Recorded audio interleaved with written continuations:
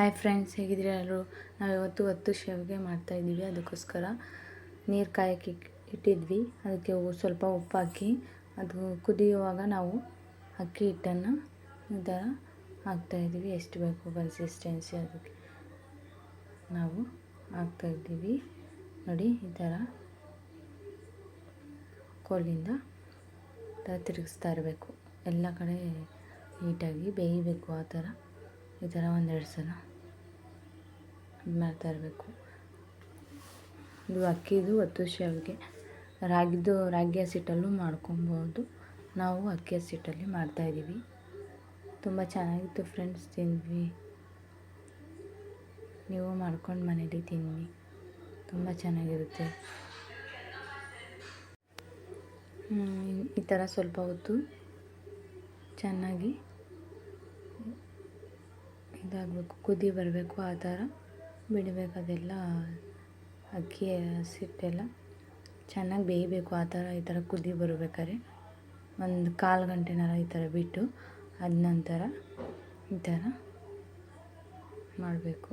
ನೋಡಿ, ಥರ ಚೆನ್ನಾಗಿ ಮುದ್ದೆ ಮಾಡ್ತೀವಲ್ಲ, ಸೇಮ್ ಅದೇ ಟೈಪು ಈ ಥರ ಮಾಡ್ತಾ ಇರಬೇಕು. ಗಂಟು ಇದ್ದರೆ ತೆಗಿಬೇಕು.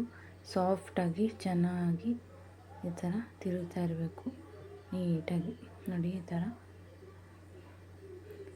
ಥರ ಉದ್ದಕ್ಕೆ ಇದು ಚಕ್ಲಿ ಮಾಡ್ತೀವಲ್ಲ, ಇದರಲ್ಲಿ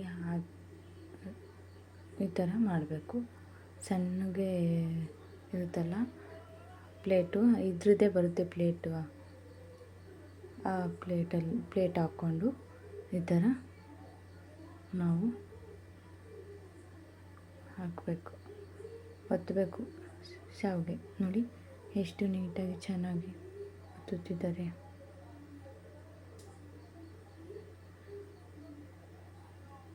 ನೋಡಿ, ಚೆನ್ನಾಗಿ ಬಿಸಿ ಬಿಸಿ ಈ ಥರ ಮಾಡಿಕೊಂಡು ತಿಂದರೆ ಎಷ್ಟು ಸಖತ್ತಾಗಿರುತ್ತೆ ಫ್ರೆಂಡ್ಸ್.